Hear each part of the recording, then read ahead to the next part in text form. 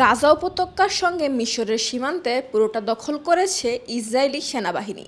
এতে করে ফিলিস্তিনের স্থল সীমান্তের উপর ইসরায়েলের নিয়ন্ত্রণ প্রতিষ্ঠিত হয়েছে বলে দাবি দেশটির সামরিক বাহিনীর। বৃহস্পতিবার ৩০ মে এমনটাই জানিয়েছে বার্তা সংস্থা রয়টার্স।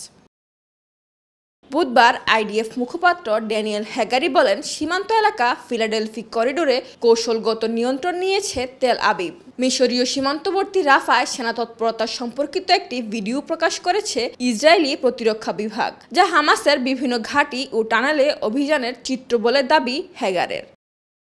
আইডিএফ আরও বলছে, গত 10 দিনের অভিযানে অঞ্চলটিতে হামাসের 20টি টানেলের সন্ধান পেয়েছে তারা। মিশরের সঙ্গে সংযোগ রয়েছে সেসবের, আর সেজন্যই আন্তর্জাতিক বিচার আদালতের নিষেধাজ্ঞা সত্ত্বেও রাফা শহরে অভিযান চালাচ্ছে ইসরায়েলি বাহিনী।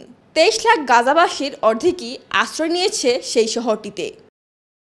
এদিকে গাজায় আরও 7 মাস ধরে ইসরায়েলের আগ্রাসন চলতে পারে এমন ইঙ্গিত দিয়েছে তেল আবিব। বুধবার এক টেলিভিশন চ্যানেলকে দেওয়া সাক্ষাৎকারে এমনটাই ইঙ্গিত দিয়েছেন ইসরায়েলের জাতীয় নিরাপত্তা উপদেষ্টা জাসি হানিবি।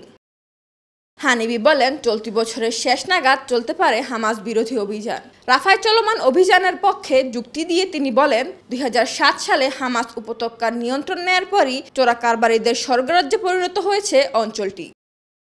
হানিবির দাবি, ওই সীমান্ত দিয়েই রকেট ও বিস্ফোরক ছোড়া হয়েছে ইসরায়েলের দিকে। হামাসের সামরিক ও প্রশাসনিক সক্ষমতা ধ্বংসের হুঁশিয়ারি দেন হানিবি।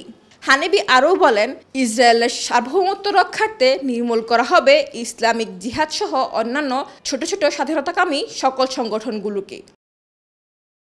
ফারহানা হোসেন, বিবিএস বাংলা।